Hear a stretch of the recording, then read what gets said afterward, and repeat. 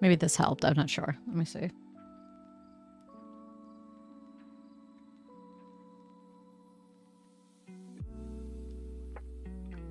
No, I'm live. Pay attention, phone.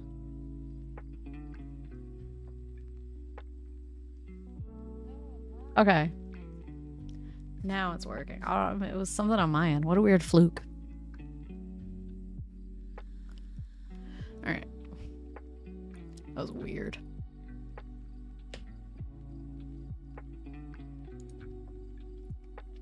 Alright. Create check-in guest.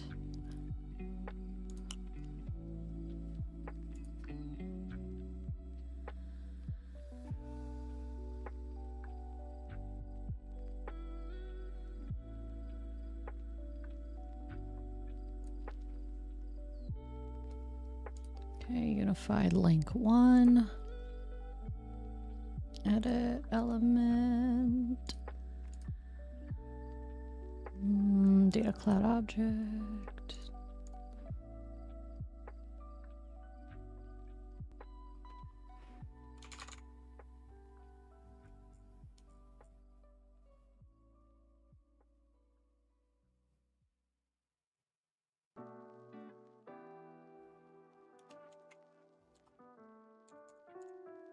Am I not seeing it? Data cloud object.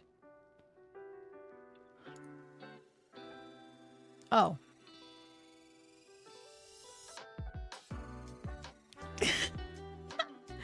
I know, right? Hello, hello. Apparently me saying I don't like mint chocolate chip just absolutely. Yeah, I guess OBS is a fan. They're trying to put me in my place. Man, we're so back. Yes. Data space is default. Unified link CCID.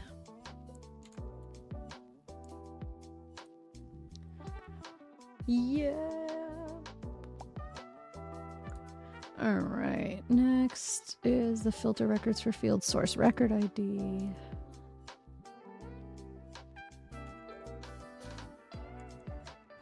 Or I fucking look for it myself. What the fuck is it?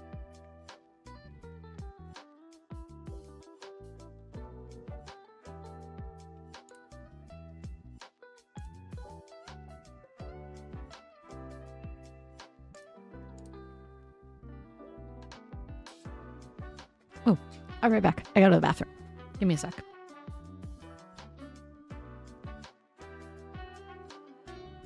I know, right? Figures. I'll be right back.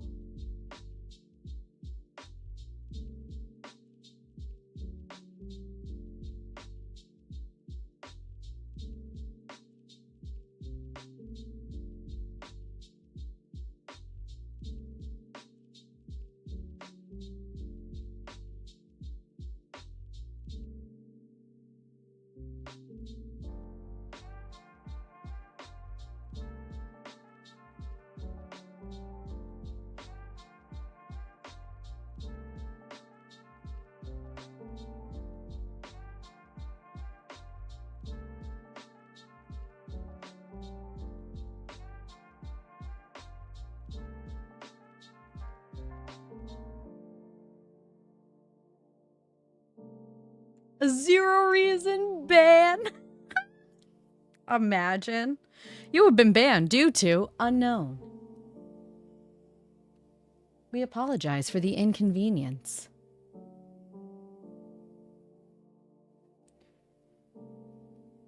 It looks as though you are completely fucked. Thank you for streaming on Twitch. See you never.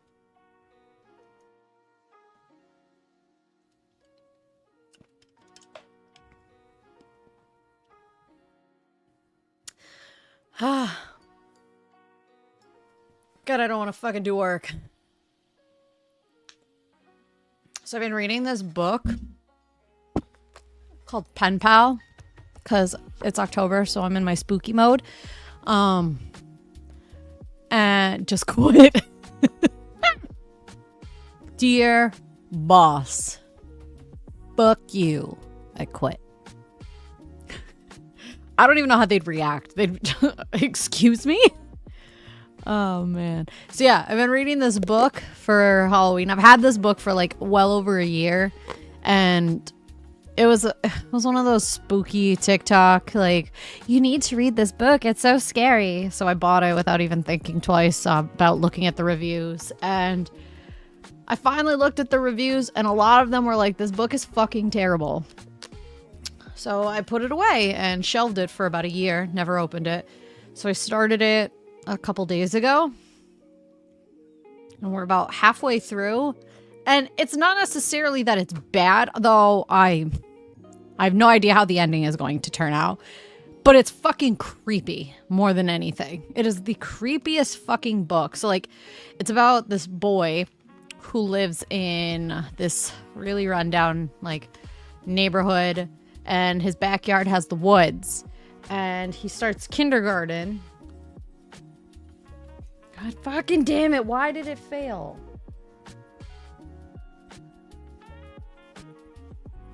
God fucking damn it. Anyways, well, you can't be spoilers. I don't have everything yet. So this boy starts kindergarten, and the school does a project where you take a picture of yourself, you tie it to a balloon with a note about yourself and the address to the school, and they send the balloons away, and whoever finds it is supposed to send back a letter and a picture, and they become pen pals. So the character doesn't get a response, so he thinks, oh, this sucks, like I didn't get anything. And then finally he gets something. There's no letter, it's just a picture, and it's a blurry image. So he's just like, well, that was fucking stupid. So they put it aside, and they're like, okay, whatever. And they he keeps getting pictures, and each picture is like a weird distorted picture that like he can't make out. It just looks like someone blurred it. And I think they said that the school year ends with him getting 50 of them. And summer vacation starts, he's playing in the woods, and he hears like this weird like robotic noise, and his best friend's like, oh, it's just a robot in the woods, and they didn't think anything else of it. And I guess the next day he gets a letter in the mail, and he's looking at all the pictures that he got, and he tells his mom, he's like, Mom, I'm looking at all these pictures and something doesn't feel right. And they're looking at them closer, and they realize that the boy is in every single photo that was sent to him. And as they're looking through it together, they get their mail. She's going through the mail, the mom, and she opens it. One of the letters that she got from him, it's for his name. What do you mean there's just a robot? There was like mechanical noises happening, and they were like, a couple 5-year-olds were trying to decipher what it was, and they're like, oh, it's just a robot in the woods making all these weird mechanical noises close by. We didn't really think anything else of it. So the mom gets a letter in the mail. It's for her son. She opens it, and it's another picture. And I guess at that point she knew something was up, and she runs to call the police. And when the boy looks at the picture, it's a picture of him and his best friend playing in the woods from the day before when they were wondering what the robot noises were. It was the stalker taking pictures of them. Right? And when the boy was like, I don't understand why you're panicking. Like, what's wrong? The mom's like, this isn't postmarked. Like, someone knows you live here and they're sending these photos. And then come to find out, like, where I'm at right now, it's like 5 years later, so they're 10 years old. And his cat goes missing. And he's had the cat since he lived at the other house. And him and his best friend think that the cat is currently at the old house, thinking that for some reason, like, oh, we live there. Like, I'm used to this. So they decide to go over there. And the mom says, like, don't go near that house. You don't want to disturb the new owners, blah, blah, blah. So they go and they find out that nobody is living there. The place is completely disheveled. Like, it looks like nobody's there. And they start looking under the crawl space and they keep finding a lot of dead animals. And one of the kids goes into the house, like the best friend, and he sees all of the pictures, because they left behind a lot of stuff when they moved, because they were like, we need to move out like immediately. All the pictures that were taken of him were all hung up on the wall in his old bedroom. Whatever clothes he left behind were hung up in the room, like shit like that. And like they couldn't find the cat, so they fucking dip. They leave because they got caught by the stalker from looking around. And the boy gets back to his house and he's like, well, you know what, it's fine, I can't figure out where the cat is. I guess at least we didn't find him dead over there, right? And when they went, they had walkie-talkies to communicate to one another under the house and inside the house. And I guess one of them drops it. And the best friend drops the walkie-talkie and the boy still has his. And all of a sudden he starts hearing meowing under his bed because he kind of just threw everything when he got home and just went to lay down and sleep. So he hears meowing. He's like, oh, my cat's home. He's just under the bed. And it's actually coming from the walkie-talkie. So now the stalker has the walkie-talkie.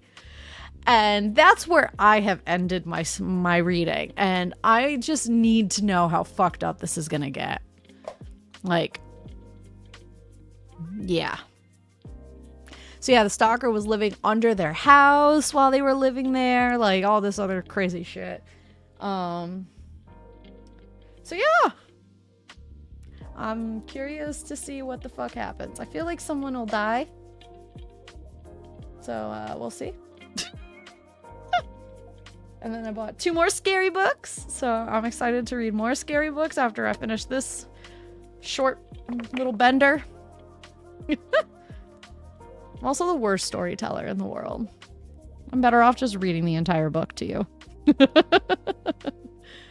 Hopefully the stalker, right? Like, you can only hope that, like, he kind of falls on a spit. Like, you know, one of those fucking ones that they put the pig on and roast them over the fire. Maybe one of those things happens. Maybe.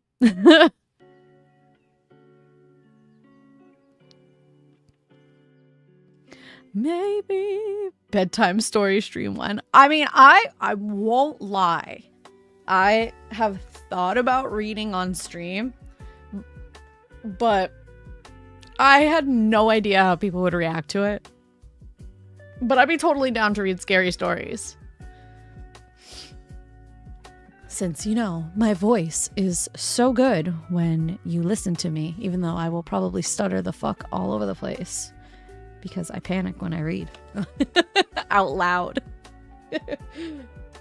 Oh man, I still have not finished this thing. Oh my god, I don't want to do this anymore. You know what? We're not gonna do it anymore. I give up. If I don't fucking pass this test tomorrow, then I will just retake it in a couple weeks. I just don't have it in me to continue. I don't. I just don't. I don't have it in me. I don't want to keep going. I'm done.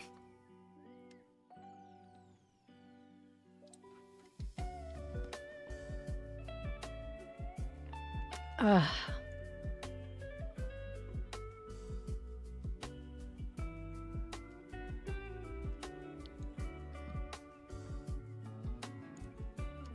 What do we have for Steam games? Like that, like chill ass Steam games. Fuck is Octodad? Oh hell no. Because I know I had a couple of games come in.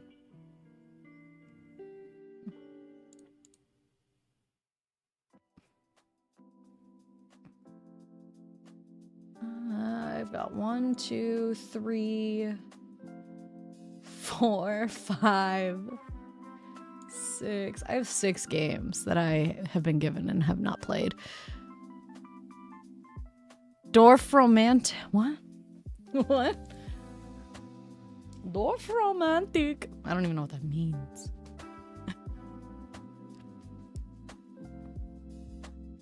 I've been really wanting to play The Sims too. Not 2, 4. Dorfromantik. I have the Placid Duck game. Placid Plastic Duck Simulator. Oh yeah, I've got that Pawn game too. I have a lot of games that I have not played at all. I should probably go through those sometime this week. Yeah, I definitely have a lot of fucking games I should be playing. Forgot my train of thought. It's okay though.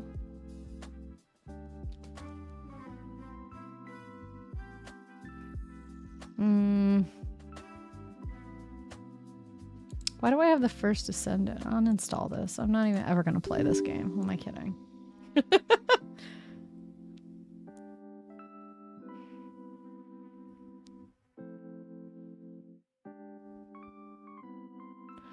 Oh yeah.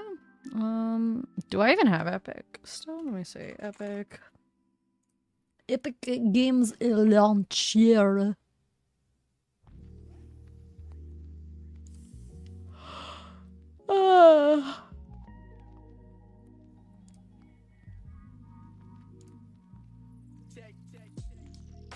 Oh, it's 1 o'clock. You know what? I actually did pretty fucking good with work. I'm just saying. Like, I did a good job. I worked for 10, 11, 12, 4 hours. I'm proud of myself. Oh, Authenticator app. Oh, okay.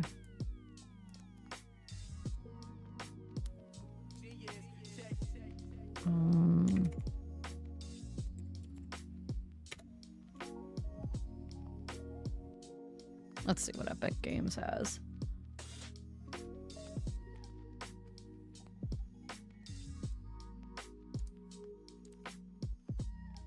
I also have a game and you did so good. Oh, thank you. I also have a game on here that I was given and I never played. Oh yeah, Bear and Breakfast. I will download that actually because I wanted to play it, but I just didn't want to buy it. I will absolutely get Bear and Breakfast.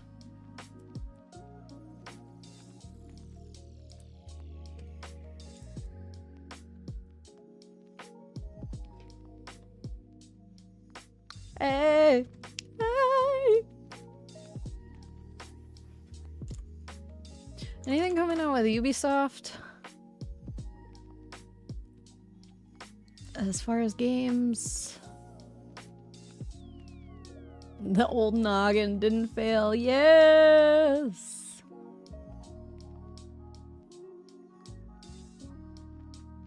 Log me in, Ubisoft.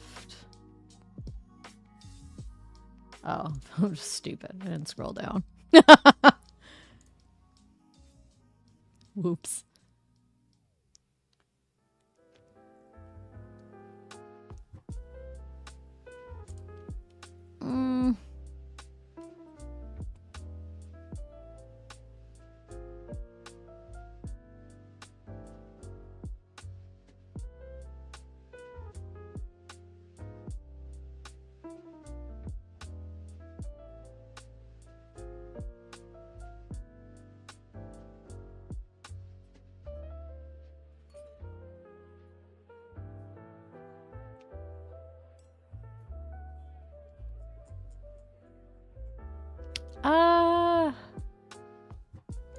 Nah, I don't need that. Ubisoft. Lol.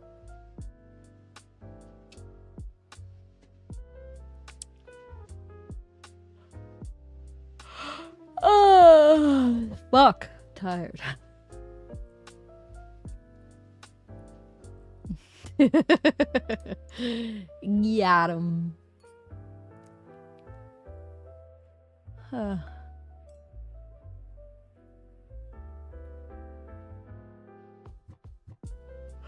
Why is this coming up in euros? Ah! I'm so tired right now. It was so hard waking up this morning because it was raining. So I'm fucking tired.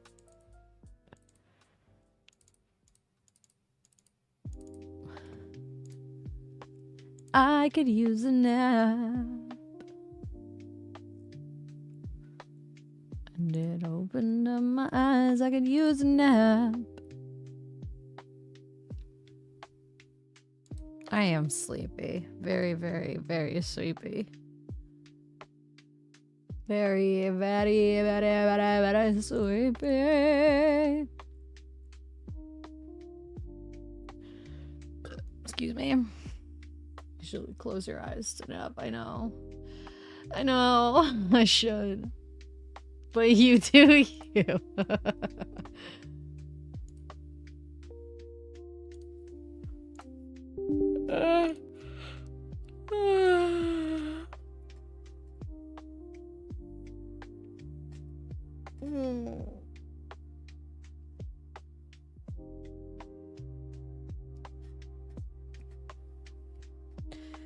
Yeah, it's definitely been a long morning. I'm so exhausted. Like, I can't wait to sleep later. It's gonna feel so good. It's gonna be a long time, long time, long time.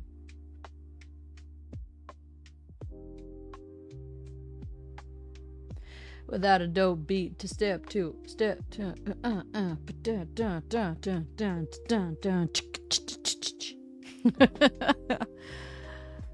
I kind of want to fix my thing now, my little task thing, because it's not raining anymore, so I don't want to keep it showing that it's raining. It's actually fucking sunny out now. What would you do to me? What would you say to have your way when you give up and try again? Tell other boys, leave me alone. If I said no, way. I guess I could do my homework. First you don't succeed, you get dust it off and try again. Dust yourself off and try again. Try again. Alright, I'm done. Alright, settings. Alright, rain. We'll do sparkles. Save. There we go. Much better.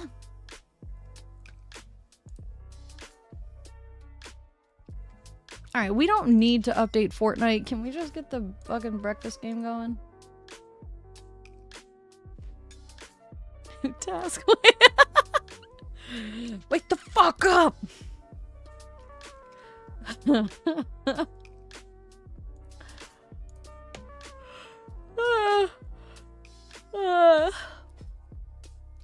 What's on crowd control?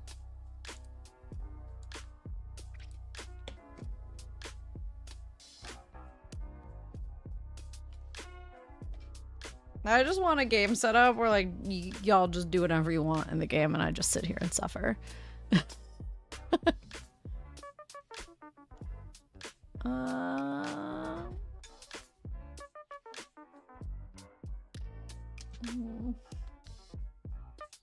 My back is itchy. Excuse me.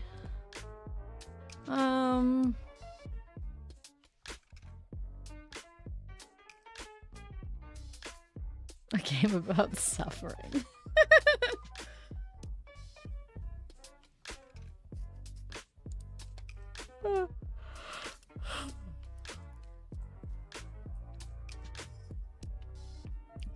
do? I'm gonna read. I'm about to just start reading. Would you like me to read you a story? What the fuck is the chapter I'm on? I literally saw when I was looking at the co-working section, because I wanted to see what people were doing in them, and there was a girl in there with like her feet fucking. Tell us a story. You want me to read you my story?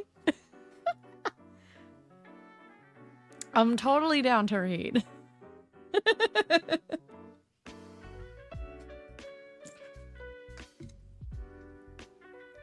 Tell us a story, Mom.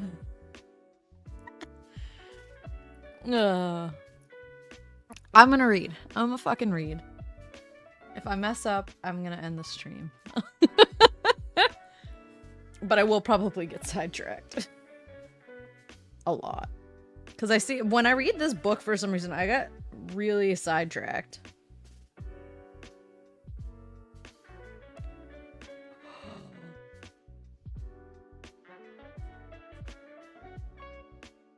Interesting. Sorry. Okay.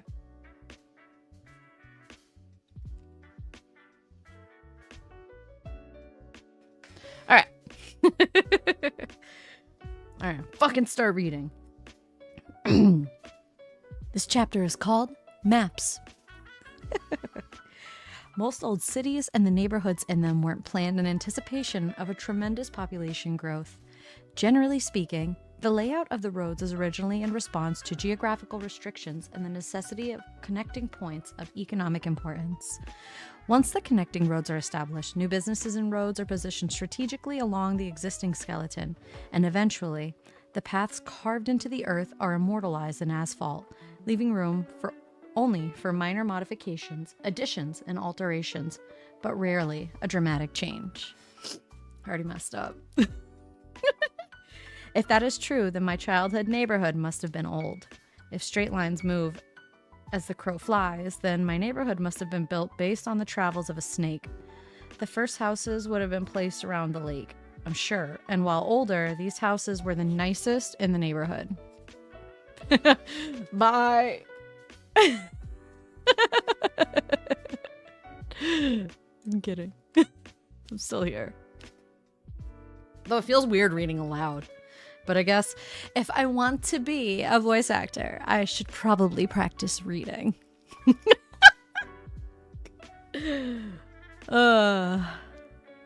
Gradually, the inhabitable area increased as new extensions were built off the original path.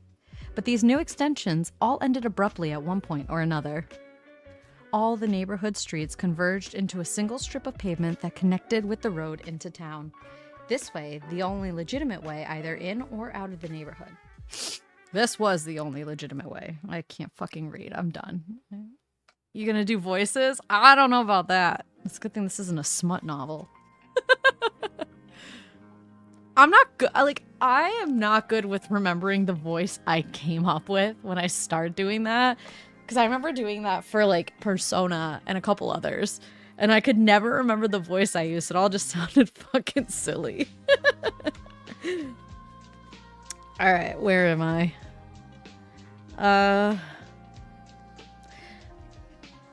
A tributary which both fed and drank from the lake. Limited many of these extensions as it... Oh my god, I can't fucking pronounce. Bifurcated the woods before passing right by the ditch. I'm all fucked up now. I listened to the lady on Instagram who reads smut novels. I don't have any smut novels to read off of. All of mine are audiobooks. I don't know her name, sadly. I have one that pops up randomly on TikTok. Where like she'll do TikTok live and she'll do her audiobook, but then she has to mute herself when she's doing all the moany groany parts. Many of the original homes had enormous yards, but some of these original plots and all of the later lots had been divided, leaving properties with smaller and smaller boundaries. An aerial view of my neighborhood would give one the impression that an enormous squid had once died in the woods, only to be found by some adventuring entrepreneur who paved roads over its tentacles, withdrawing his involvement to leave time, greed, and desperation to divide up the land between the roads among prospective homeowners like an embarrassing attempt at the golden ratio. Where the fuck is my water? Ugh. I don't know where to put it. All right. Our house was on a small rectangle of land, but we had a front and backyard. This was a luxury that would be eliminated over time, as there were some residents who shared patches of land that were as big as the one upon which my house was placed. Laura Horowitz? Ooh, let me look.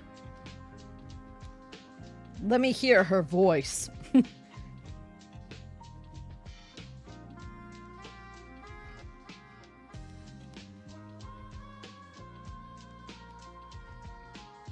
Got it.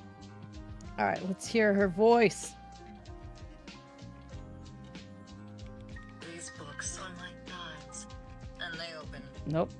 I'm going to 5 fantasy balls this year. The first one is in less than a month, and I have absolutely nothing to wear. So I turned to the internet and thought, thou mayest ingest such a sachet of Richards.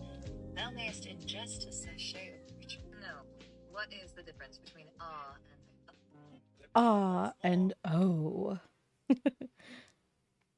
I like her voice. Her voice is really soothing.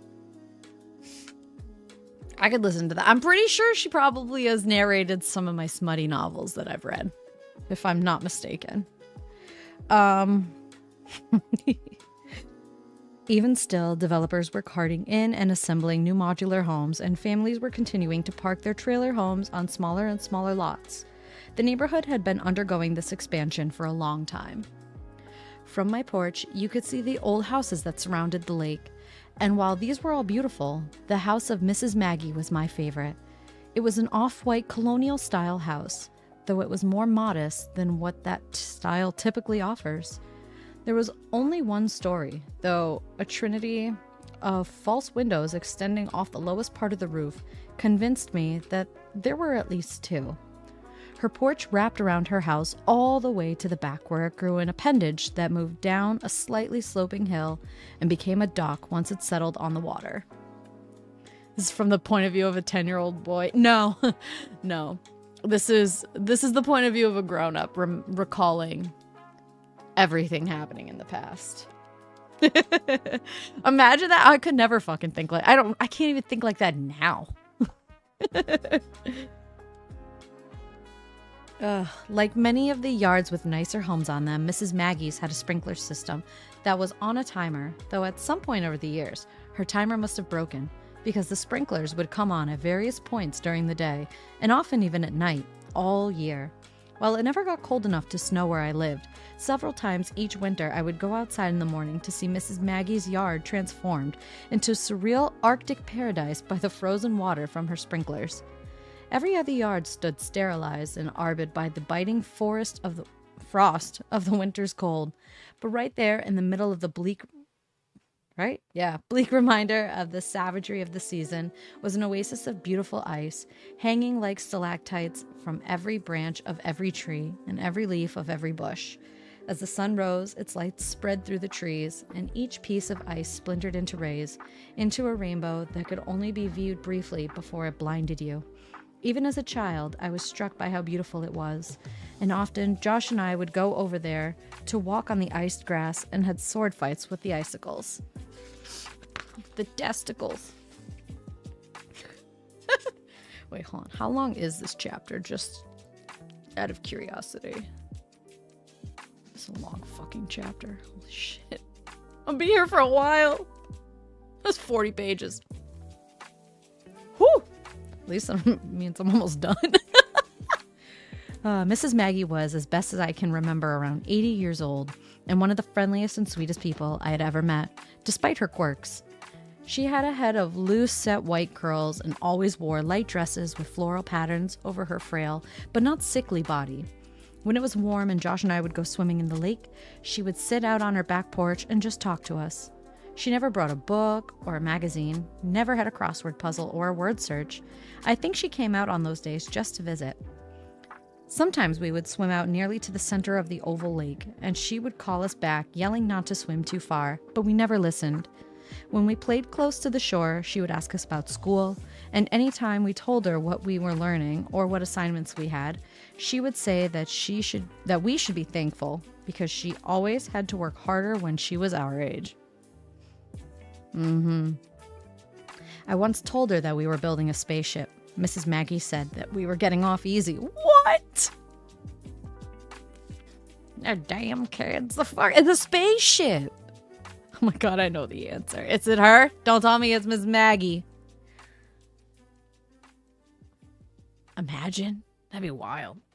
I felt like she'd be too old to do that shit, but who knows? Well, let me make myself available again at work. It shows me away because I'm not touching my computer. There we go. I suspect everyone. Everyone is a suspect. Everyone is guilty. While the last weeks of kindergarten played out, Josh and I found ourselves in the lake nearly every weekend, and so nearly every weekend Mrs. Maggie found herself out on the porch. The community group was wrapping up the balloon project, and on the day that we took our last pictures home, Josh had come to play at my house after school. Excuse me. Though the initial enthusiasm for the project had long since abated, taking all the Polaroids off the map and bringing them home had stirred the embers of our dwindling excitement. When we were swimming in the lake that day, Josh asked how far I thought a letter might go if we put it in a bottle and threw it into the ocean.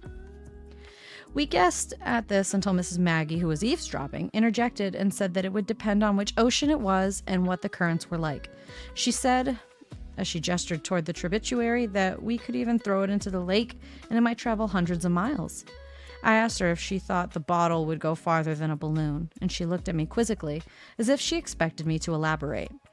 I thought she already knew about the balloon project. I thought I had explained it to her before, but I told her about it anyway. She said that she had never heard of an experiment exactly like that, and that it sounded wonderful. Her husband, Tom, was a pilot, and she joked that if one of our balloons had been caught on the wing of his plane, it could have ended up on the other side of the world. Mrs. Maggie said that Tom should be home any day and that she would ask him if he saw any balloons in the sky while he was flying. She was smiling so cheerfully that I didn't want to upset her by pointing out that she had already told us that joke months ago. Oh. When Josh and I started paddling toward the shore, Mrs. Maggie invited us in for snacks. This was fairly routine. She would laugh and say that she had made too much food or lemonade and would gesture enthusiastically for us to walk up the dock and onto her porch. It was a tempting offer, especially when it was hot outside or we had tread water for too long, but we would always decline as polite as young boys knew how. Mrs. Maggie wasn't a stranger, but despite how kind she was, we were never comfortable enough with her to accept her invitation. I don't know what Josh's reservations were exactly, but mine began the day I met Mrs. Maggie. Oh, shit! The first time I met her... where is it? The first time I met her was the first time my mother let me walk home from the bus stop by myself. For the first few weeks of kindergarten, my mom had made arrangements with her employer to pick me up from school, but this meant that to make up for the lost time, she would have to leave me at our home alone for about an hour each day. We didn't live very far from my elementary school, but the lines to pick up the students were always long. So long, in fact, that the students who rode the bus would often make it back to their houses before we made it back to ours. Eventually, my mom relaxed enough to let me ride the bus, and she would meet me with her car where the bus dropped me off. Many of the other kids that shared my bus stop, however, had their own keys to their houses, and I would get into my mom's car and watch them run and skip home with their keys dangling around their necks or swinging from their hands. This made me jealous. I pleaded with my mom to let me travel as freely as the other kids did, and gradually her reflexive dismissal wavered, and we reached a compromise. She gave me a key to the front door and attached it to a black rope lanyard. I wore it around my neck and felt like there was barely anything left to distinguish me from adults at this point. About a month or so into kindergarten, I rode the bus home as usual, but kept one foot in the aisle this time. I was going to use my key for the first time, and we were nearing my stop. The bus braked, and I was first to stand as I waited for the driver to let us out. I poured out of the bus with the other kids and shared my stop that shared my stop. Jesus, I can't fucking read today. And could see my mom waiting for me on the porch in the distance. As I closed the gap and passed the house that sometimes transformed into an ice palace, I met Mrs. Maggie. Chris? I didn't turn and barely even noticed the voice. Chris, it is you. Turning to my left, I saw a thin old woman hustling across her lawn, her floral patterned dress billowing in the warm summer air. I looked to my right and then behind me, but I was the only person in the street. She was calling to me. I started walking faster, but my confusion had slowed my pace, and she caught up with me with her careful but quick steps. The woman stopped in front of me, put her hands on my shoulders, and looked steadily into my eyes. As she closed her eyes tightly and furrowed her brow, I saw beads of tears streak down her cheeks. I tried to move away, but she pulled me into her and wrapped her arms around me as tightly as she could probably manage. Oh, Chris, I've missed you so. I suppose I was scared by what she was doing, but I wasn't scared of her. She seemed nice, and not knowing what else to do, I dropped my lunchbox and put my right arm around her. Awkwardly rested my still mending and plaster encased left arm on her side. Hey! My mom's voice struggled against the wind as she jogged from our porch to where the woman and I stood. My mother gently, but somewhat forcefully, wrestled me from the embrace and told me to go home. As I ran home, I could hear the woman yelling, Chris! Until I vanished into the house. Once inside, I put my backpack on the dining room table and sat down on one of its chairs. I didn't know what had just happened, or what was happening right now at that moment, but my concern laid mostly on what might happen when my mom came back in. I rested my head against my hand and saw a piece of white paint that had cracked and risen just above the surface of the table. I pinched it between my fingers and peeled it away. It was the first time I vandalized that table. When my mother came back inside the house, I couldn't quite understand what her expression signified, but she didn't seem angry, so I felt relieved. I turned in the chair and faced her. Who was that lady, Mom? She smiled at me as she drew closer. Her name is Mrs. Maggie. She lives in that house you were in front of, the white one. The one with all the ice? That's the one. Is she weird? I asked hesitantly. No, she's just a little sick, baby.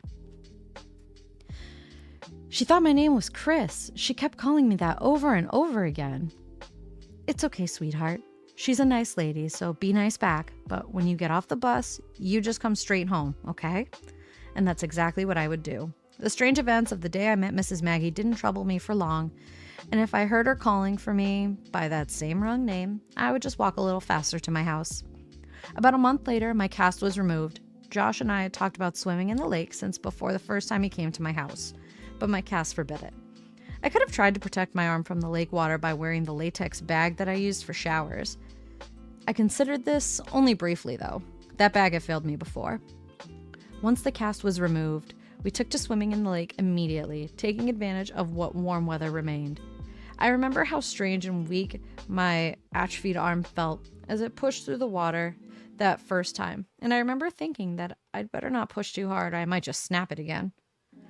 Josh and I got to know Mrs. Maggie fairly well by swimming in the lake almost every weekend, taking a hiatus only when it became time for Mrs. Maggie's yard to freeze again. When winter had passed, and Josh and I returned to the lake in the second half of kindergarten, we still wouldn't accept Mrs. Maggie's invitations or snacks, but one afternoon she surprised us with a different kind of offer. We expected her to arrive to invite us inside again, but this time when we looked toward her as she called to us, we saw her throw a small package into the water, like one might throw a frisbee. Hesitantly, but mostly curiously, we swam to it. Josh and I grabbed for it at the same time and wrestled it back and forth, ripping the plastic wrapping as we struggled and throwing the object into the water. What is it? Josh asked. I don't know. I think we have to unfold it. And so we did. But even after it was fully expanded, it was still hard to identify. We moved it around in the water, turning it in different ways, when finally, Josh found an inflatable tube jutting out of the gray and black mass. I heard him breathe deep and watched him pour his lungs into it. When he tired, I took over. And as we tread the water, we passed the gift back and forth until it was completely filled. I folded the stopper into the tube and we flipped our inflated present over. It was a float, one shaped and painted like a shark. We splashed frantically to climb onto it, But each time one of us would make progress, the other one would roll the float in an attempt to mount it. As we competed, I glanced at Mrs. Maggie and saw her laughing and clapping her hands. Eventually, we decided to take turns riding it. But the float soon doubled as a mechanical bull, as the swimmer would invariably move underneath the shark and push up forcefully in an effort to unbalance the rider. Through all of this, Mrs. Maggie looked on us with a smile shining on her face. As we paddled toward where we exited the lake, we yelled a thank you to Mrs. Maggie, and she said that seeing how much we liked it was thanks enough.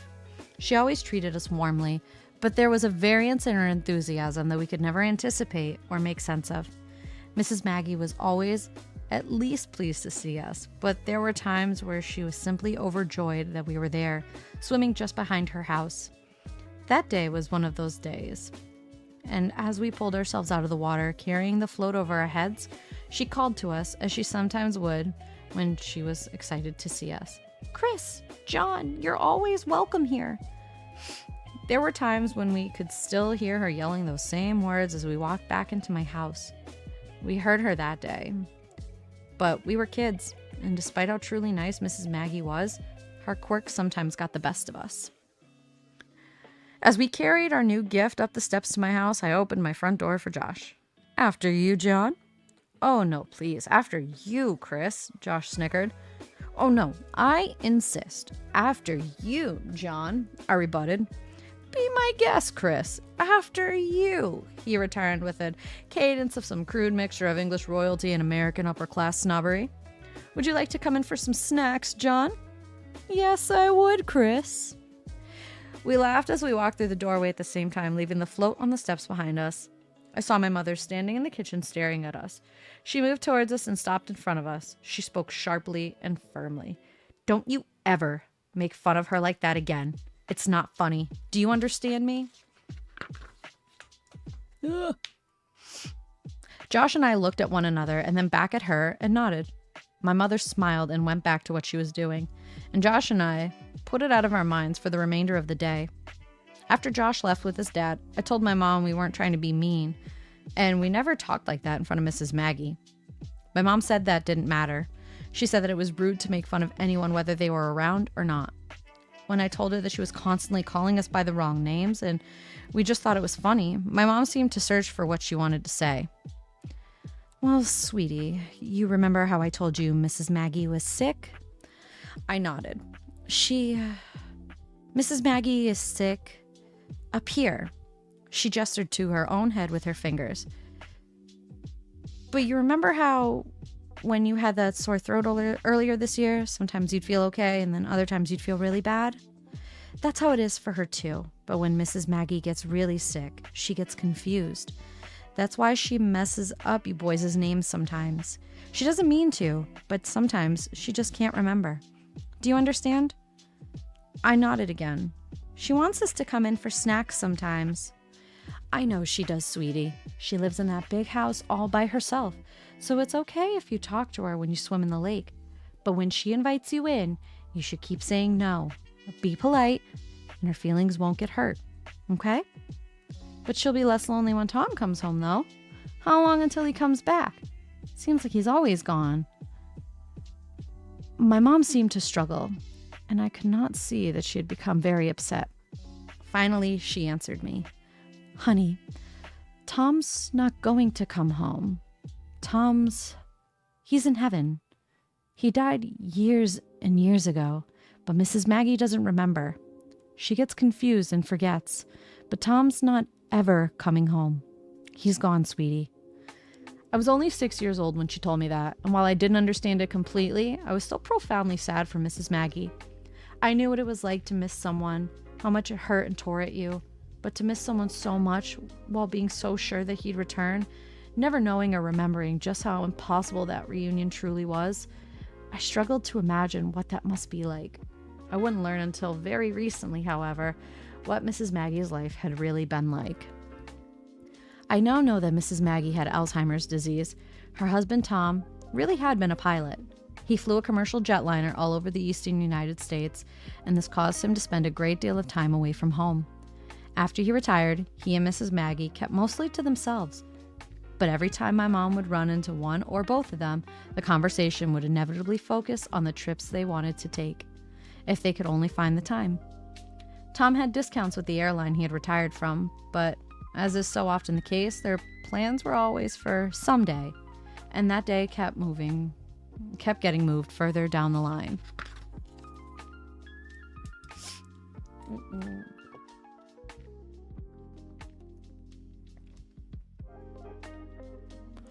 On the evening of July 4th, oh, that's my birthday. I feel that. Right. Years before I was born, Tom came to my mom's house. He was distressed, though he tried to conceal it as he casually asked my mother if she had seen Maggie. He said that she had gone out for some chicken so that he could grill it for the holiday, but that had been almost 6 hours ago. My mom hadn't seen her, but said she would contact Tom immediately if she saw her or heard anything. I need to actually make plans. I feel that. I literally booked a vacation yesterday to Hawaii.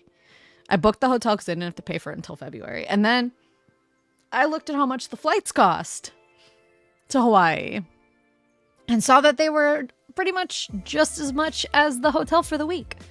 So I canceled that vacation.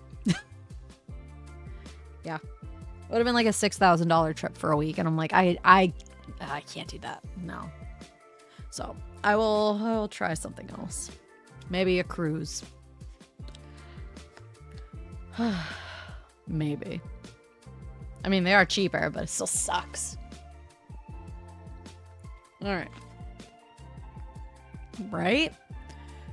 And like, I don't want to do.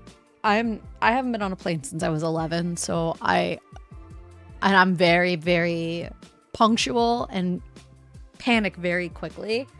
So I tried to find a nonstop flight so I wouldn't have to worry about the what if I had a layover or anything like that. And they had nonstop flights, but they were 12 hours long. That's a long fucking time for not only me to be on a plane, for a 4-year-old to be on a plane. That's a long time. So, maybe another day. Let's see. The police brought Mrs. Maggie home about 5 hours after that. She had wandered from the grocery store and walked to an apartment that she and Tom had shared 30 years before, when Tom was just starting his job at the airline. When the police arrived at the apartment, Mrs. Maggie insisted that she lived there with her husband, but when they read aloud the address that was printed on her driver's license, she regained her clarity and covered her embarrassment with nervous laughter. Nonstop from East Coast to Hawaii has got to be insanely expensive too. It was actually cheaper for some odd reason. It was like an extra couple $100 to do 2 or 3 stops. And I don't know why. Yeah, it was crazy. Like, barely any difference. So it's like, why wouldn't you do it? Unless like you're one who needs to get up every couple hours and stretch your feet, so you're better off doing a layover. But that's still so much longer. It'd be like 18-hour flight instead. It's like, fuck that. No, thank you. She wasn't hurt when the police brought her home, but Tom was destroyed. He would tell my mom sometime later that he had known for a long while that something was wrong with Maggie, but he had hoped that she would just get better somehow. A few days after the police brought his wife home, Tom told my mother that he was planning on taking his wife to Rome. It had been a dream of hers since she was a young girl. Maggie had a collection of books about Rome and Italy at large that were all dog-eared on the pages with the places that she wanted to see. He said that pushing it back was simply not an option anymore. The doctors had told him that the windows of her lucidity would likely grow smaller as time pressed on. Tom began to cry and stammer as he touched his own head and said that he needed to take her now, while she was still here. He wanted her to be there, in the place of her dreams, while she still had a chance of knowing where she was. He wanted her to remember.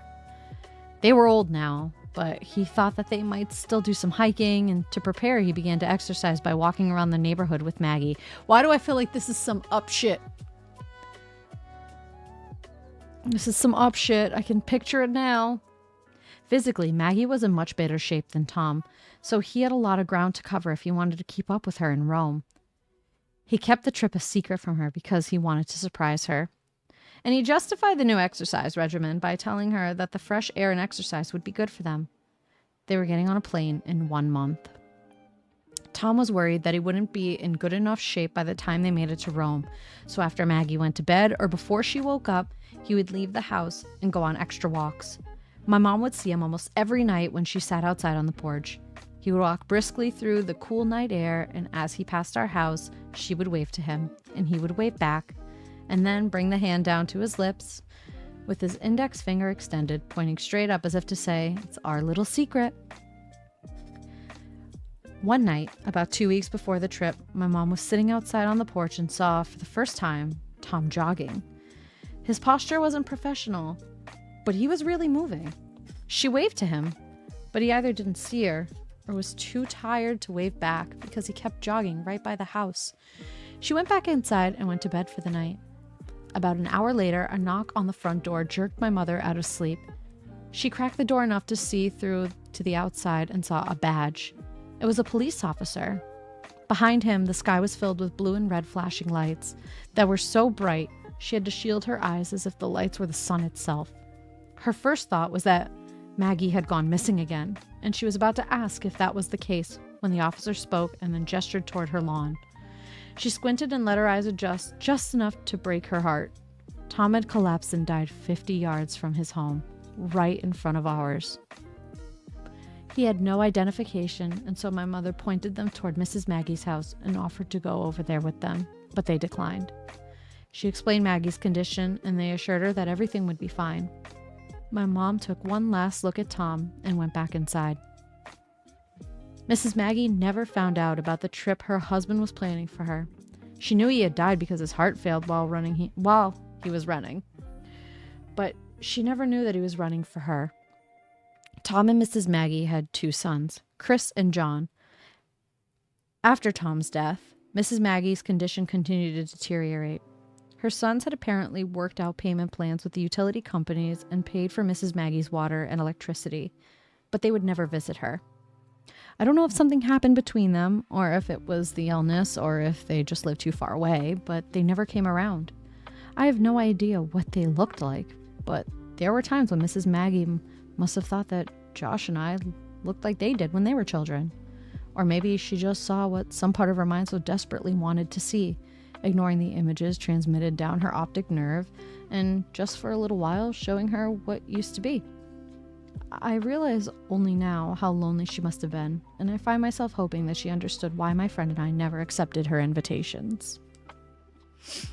But Josh and I were always friendly with her, extending our stay in the lake sometimes to keep her company and talk with her. The day Josh and I had our second discussion with Mrs. Maggie about the balloon project, and she retold the same joke about Tom's plane carrying our balloons away. Just a few weeks before the year ended, an idea began to form between us after she mentioned that the lake might extend for hundreds of miles. We had seen much of the woods surrounding my house, and we had explored the woods surrounding his.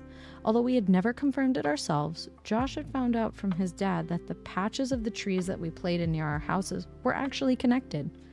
When we learned this, we were extremely excited, not for any particular reason, but knowing that we had been playing in the same woods the whole time, despite whether we were at my house or his, seemed to bring our houses even closer together. But there was still the matter of the lake and its tributary. Mrs. Maggie had said that the lake's appendage might stretch on for hundreds of miles.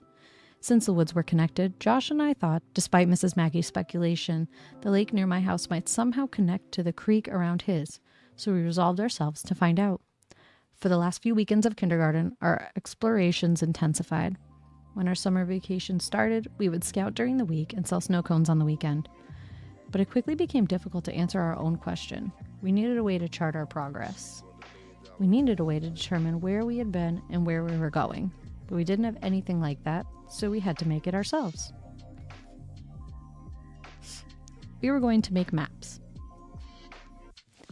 The plan was to make 2 separate maps and then combine them. We would make one map exploring the area around the creek near Josh's house, and make another following the outflow from my lake.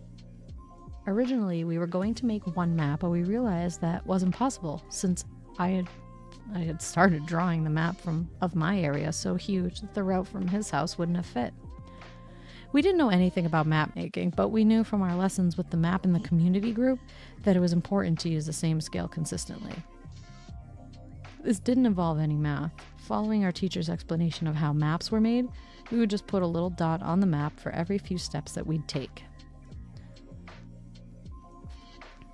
Alright. Oh, I need more water. I'm so thirsty.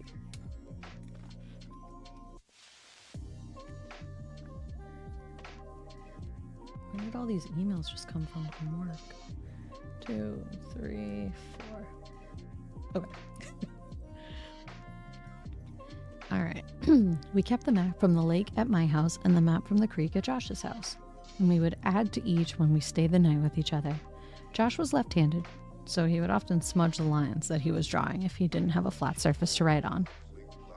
Because of this, and since my penmanship was better anyways, I did most of the markings on both maps. For the first couple of weeks, it went really well. We would walk through the woods, along the water, and pause here and there to add to the map. Our pace was slow, and we took breaks on the weekends while we operated the snow cone stand, but despite all this, it seemed like the two maps would come together any day.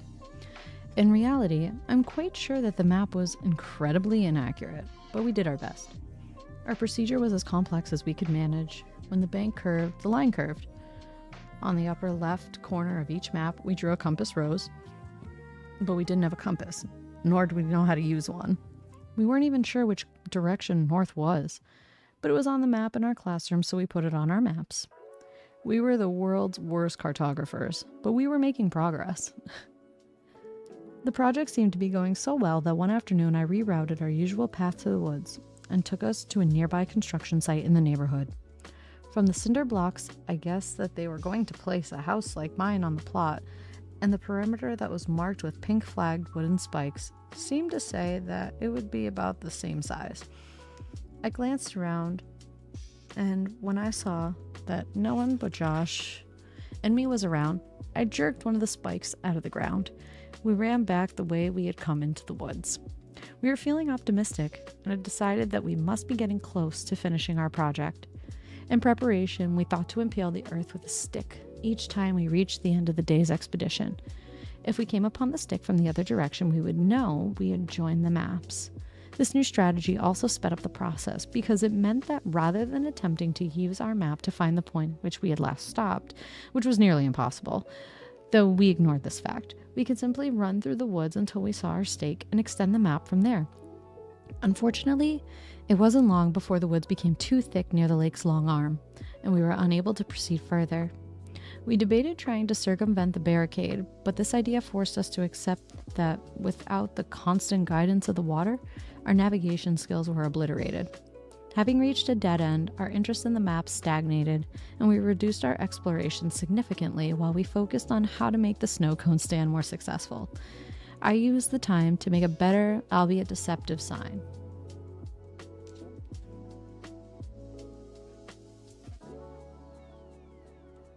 I'm getting a phone call from Virginia.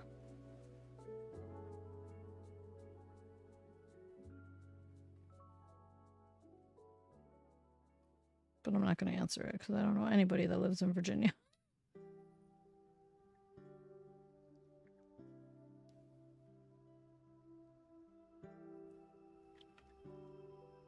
All right. Where am I? Oh, fucking legs are so sore. All right. And just a few weeks later, however, the entire dynamic at my house changed. The weekend my 4 stamps dollar made its way back to me, my house descended into chaos. Police officers came to our door and talked to my mother and me for hours. One policeman with a thick black mustache and a striking burn scar on his left forearm and hand had asked for my collection of Polaroids the day the dollar came back. My mother told me to always listen to the police, and so I did what he asked, but I think he could tell I was reluctant. Although he could have easily said nothing at all, the officer told me that he just wanted to borrow them so he could look at them too, and this made me feel better in a way. No voicemail? Okay. After they left, I found myself suffocated with new restrictions on what I could do and where I could go. Oh. Ugh, hold on. Hello?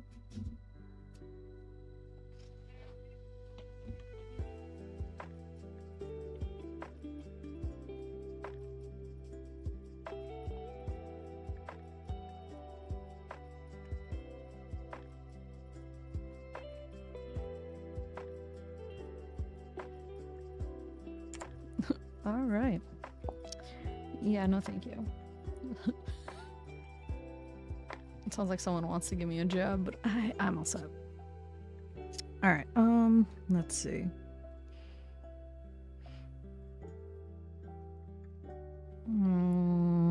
Okay. My mother told me that the policeman might need to speak with me again, so I had to stay inside. But none of the police who ever came back over the next several weeks seemed to need or want to talk to me. Hi, Milo.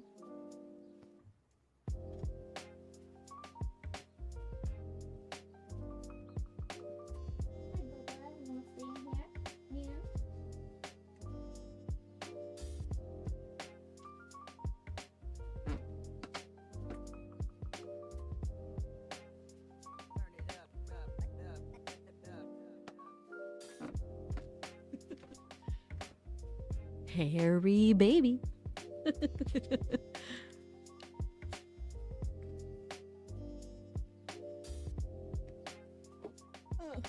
It's like the best way to describe an animal. Hairy baby. Come on, show me that show I'm available. Thank you.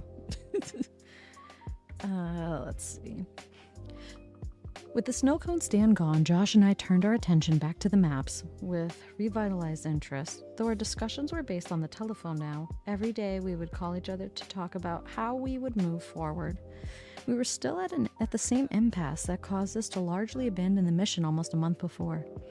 Josh struck out on his own and attempted to expand his part of the map from his house, but he wasn't making headway alone. The project seemed to be dead in the water.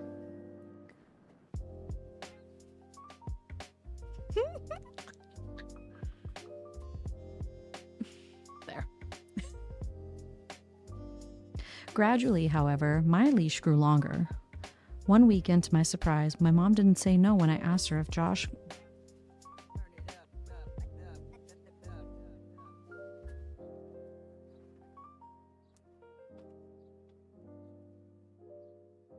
What? What do you want to do? You want to stay here? Or do you want to go? Yes? No?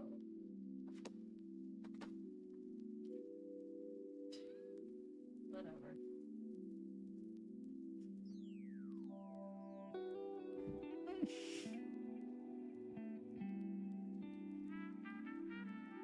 Oh, I lost internet on my laptop. Did I lose internet here? Nope. Weird. Okay. Asked her if Josh could come over, and it wasn't too long after that when we were allowed to play outside again.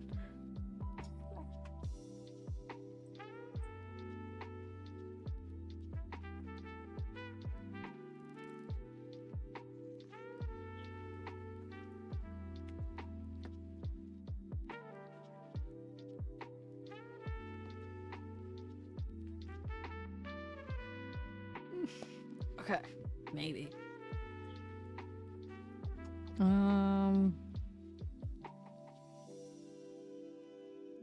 Where am I? Let's see. Though now I had to check in more frequently. My mom bought me what was the nicest watch I had ever owned and set about 24 alarms on it, one every 30 minutes from sunrise to dusk. She told me that if I wasn't back between each alarm, then she would take the watch away. She said that I wouldn't need it anymore if I'd be confined to the house from that point on. I couldn't quite understand the need for such a policy, but I was only 6 years old, so of course I assented. If Josh and I were looking for recreation, this would have presented no challenge. But we had work to do. My mom's new policy meant that we couldn't stay in the woods for hours and continue to look for a new path. And every time we seemed to make some headway, my watch would beep and we would have to run back to the house. We thought that we could just swim when we got to the cutoff in the woods, but that clearly wouldn't work since the map would get wet. Even if we could keep it dry, the pacing would be ruined, and the accuracy of the map, though there was surely little to begin with, would be compromised. We tried going faster when we were coming from Josh's house, hoping to see the pink tasseled spike in the ground that would signify that the project was over, but we eventually ran into the same problem with the blockading forest. Then we had a brilliant idea. We'd build a raft. To keep debris off the road and off site, the construction company began throwing their scrap building materials in the ditch, since they no longer needed it for building. We originally conceived a formidable ship complete with a mast and an anchor, but this quickly diminished into something more manageable. We set aside the wood and took several large and heavy pieces of styrofoam that were backed with thick foam board. After several failed attempts to pilot these individual pieces of debris, we tied them together with rope and kite string in hopes that they wouldn't tip over in the water quite so easily. This project had to be a secret one, because we both knew that my mother wouldn't let us take a raft down the tributary. So we lugged the raft out of the ditch and hid it behind the biggest bushes we could find. We launched our vessel a little downwater from Mrs. Maggie and waved a farewell to her as she motioned for us to come back her way. But there was no stopping us. We had less than half an hour before my watch beeped. He's so cute.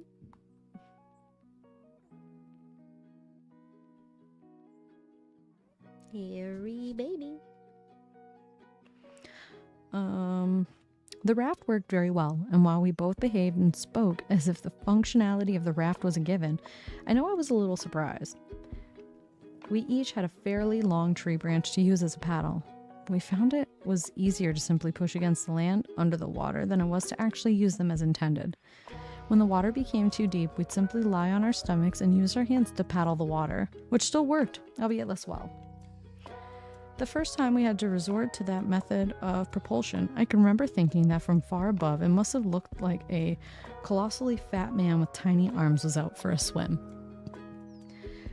Because our charting had accelerated once we had begun running to a flag stake, we hadn't realized that the impasse was actually quite a ways away.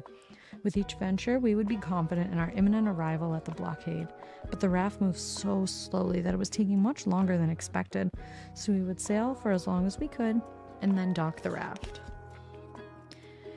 Each time we pulled it onto the shore, Josh would ask me how much farther it was, and I would take the map out of my pocket and count the dots from where I thought we were to where the map ended.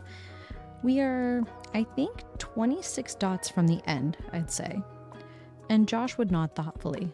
The next trip, we'd run through the woods directly to the raft, climb aboard, and go a little farther, and there would hopefully, but not always, be fewer dots. We continued this well into first grade. Josh and I were assigned to different groups that year, so since we didn't really see one another during the school day, our parents were more willing to let us play together all weekend, each week. Because Josh's dad had taken on a lengthy construction job that required him to work over the weekends while his wife was on call staying at Josh's house, would have been difficult. However, the fact that the telephone at my house had been shut off due to the delinquent payments made staying at Josh's house impossible, since my mom would have been unable to check in on me. For Josh and me, my house became the nexus of our time together, and as much of that time as was possible was spent on the raft. The intensity of the exploration had died down, but it was still fun, so we kept at it. The farther we made into the woods, the shorter each trip had to be, so we could make it back from my house on time. But this made it more of a game to us. Our movement toward our destination was slow, but finally, at the very beginning of winter, the game became more serious once again. We had made it to the impasse.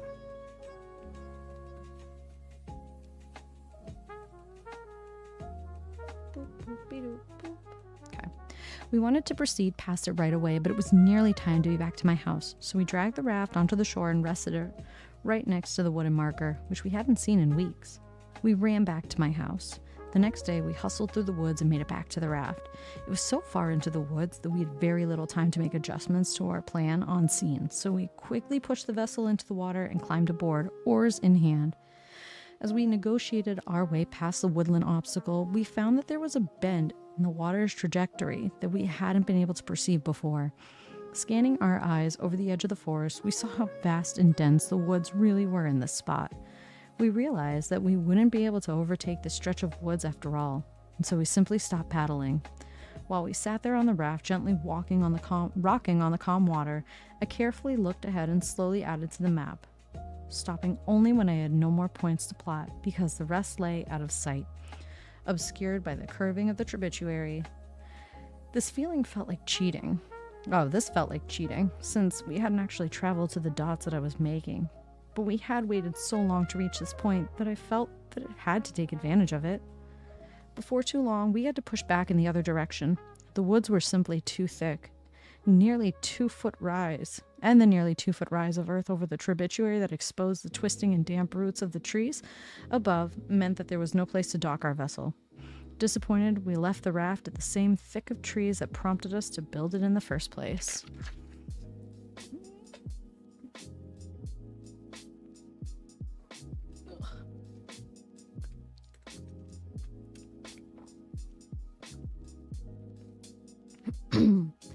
Over the course of the next week, we formulated a plan. The phone at my house had been disconnected again that week for missed payments, so the scheming was done piecemeal while waiting for the bus to pull up after school. By the time Josh got to my house the following weekend, I had already completed my part of the mission. I looked at him and attempted to discern if he had come prepared as well. My mother told us that if we were going to go outside, we needed to hurry up. She was cooking dinner, and by the time we got done eating, it would be too late to go back out. We left straight away. "Did you do it?" he asked. "Yeah. Are you ready?" "Yeah." We disappeared into the trees. Just 2 days before, I had gone outside to play. Rather than running into the woods, I grabbed the shark float and stealthily carried it to the side of the house. As quickly as I could, I deflated it and rolled it up, having not considered what I would actually do with it once it had been transformed. I snuck my way to the crawl space and pried the gateway open, just enough to push the now tubular float inside. A little while later, I retrieved it and as fast as I could, ran into the woods and to the blockade. I tried to inflate the float as I moved, but after tripping over it twice, I abandoned the multitasking and waited until I had reached my destination to finish the job. When Josh and I reached the site, however, our plans seemed to unravel. "I thought you said you brought the float." "I did, Then where is it?" Josh roared. He was already disrobing, revealing the bathing suit that he had put on under his shorts. "I wedged it between the raft and the tree. I even tied it to the tree with a triple knot." "Well, it must have blown away." "That didn't make sense. I'd kicked the float hard just before I ran back to my house because I wanted to make sure it was secure. It hadn't budged even an inch." As I looked around the area hoping to see the float, a strange feeling began to grow inside me. Something was off, but I wasn't immediately sure what it was. The realization struck me hard and fast. "What about the towel, though?" "What towel?" Josh returned. "I brought a towel for you, just like we planned. I set it right under the corner of the raft." "Do you think it blew away too?" It doesn't matter now anyway. Let's just go back." And so we did. We had planned for Josh to use the float to help him swim out past the blockade. It was getting too cold for us to leave the house in our swimsuits with my mother's approval, so we had to sneak the suit, just as I had snuck the float. We wouldn't have been able to chart his journey on the map, but if we made it to the end, then at least we would have had some idea of how far it extended.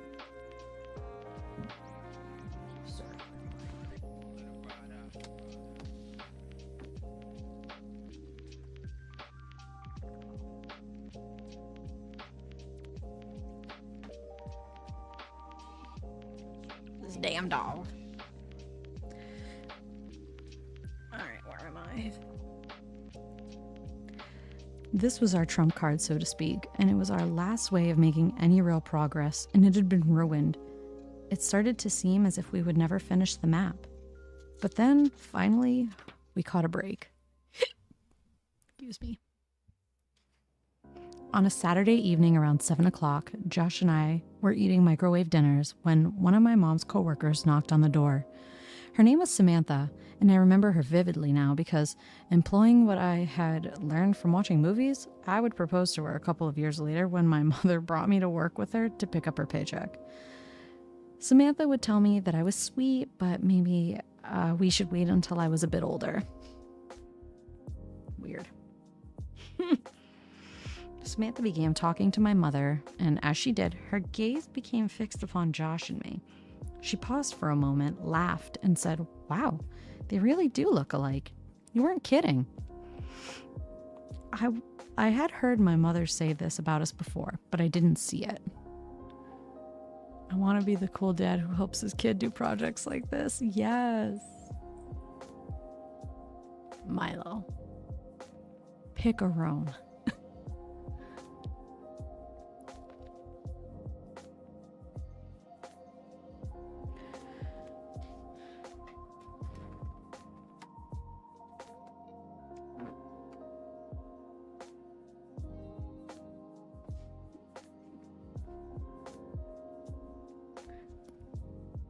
All right, where am I? Okay. My mother corralled her coworker's attention and listened to the rest of what Samantha had to say. After a moment, my mom told Josh and me that we had to go to work with her so she could fix a problem that had arisen.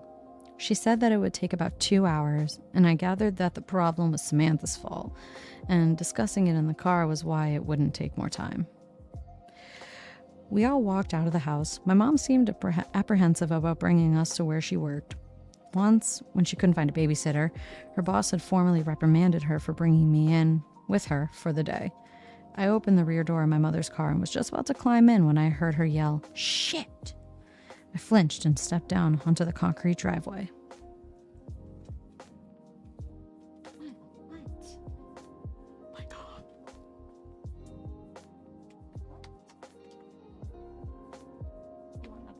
You want puppies? You want to come here? What do you want? What do you want?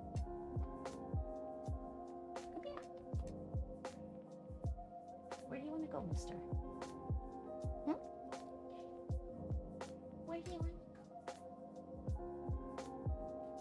You want to sit in my lap?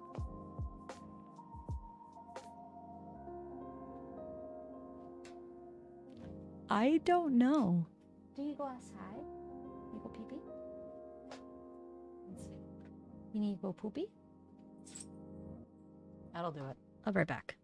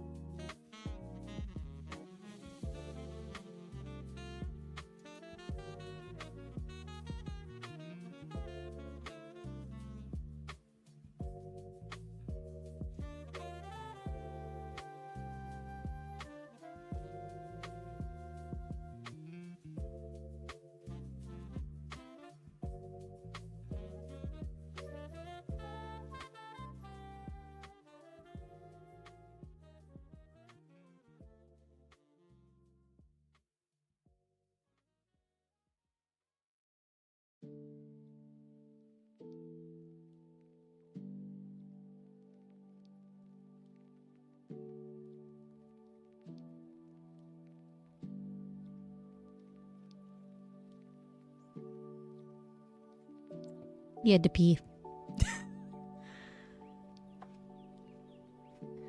Alright, where was I? Am I doing good on progress? Kinda. Yes.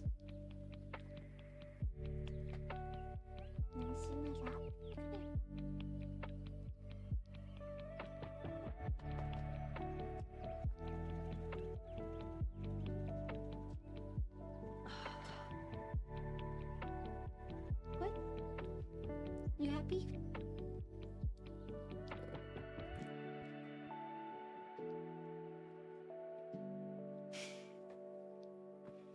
Mm.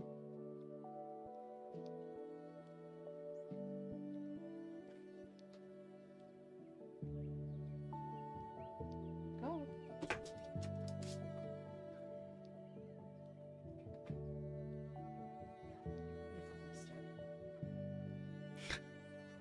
I don't understand.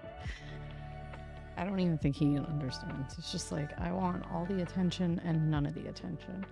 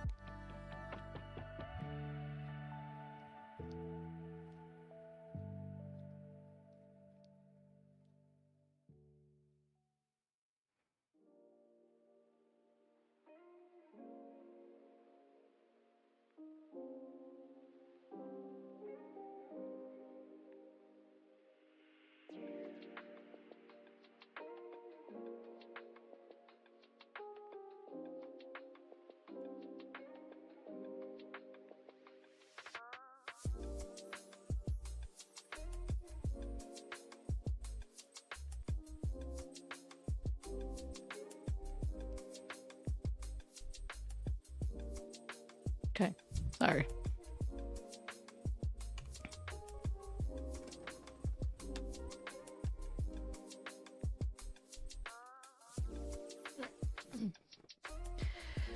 My mom was leaning over, looking at the deflated front passenger side tire. The sunlight was fading, and she struggled to survey the damage. "What's wrong?" Samantha called as she stood behind her open car door. "There's a fucking nail in my tire." She muttered some other profanities and cursed the construction workers that had left their mess in the road as she ushered us to Samantha's car. She paused when she opened the back door. There were no back seats. "Are you fucking kidding, Samantha? I'm having the cushions replaced and reupholstered." After fuming for a moment, she took Josh and me back up to the house and walked us inside. She seemed flustered, but she was still stern as she leaned down in front of us and alternated locking her eyes onto me and then Josh. She said that under no circumstances were we to leave the house or open the door for anyone. There would be a call every half hour from her when she got to work in order to check in on us. She asked if we understood, and we nodded. She looked me dead in the eyes as she was closing the door and said, "Stay put." As soon as she closed the door, I walked to the kitchen, took the phone off the base, and held it to my ear. Nothing. Our phone was still disconnected from having not paid the bill, and Josh and I knew this because we had asked my mom to order us a pizza only a couple hours before. She had snapped at me about the phone and told us we could have frozen dinners. She must have forgotten in all of the confusion, and I realize now that must have been why Samantha had come by unannounced. Jesus Christ, Milo, pick a spot. Of course, we had no way of knowing whether the phone might be turned back on at any moment, but that thought didn't even cross our minds. This was our chance. We watched my mother and Samantha drive down the serpentine road toward the exit, and as soon as the car rounded the last visible bend, we ran to my room. I dumped my backpack out while Josh grabbed the map. "Hey, do you have a flashlight?" Josh asked. "No, but we'll be back way before dark." I was thinking that we should have one just in case.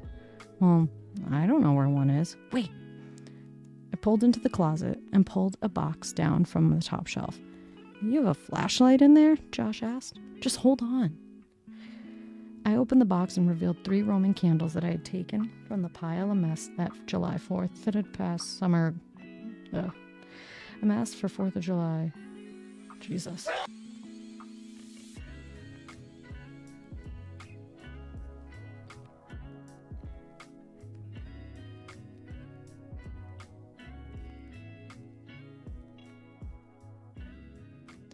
All right, let me try rereading this again.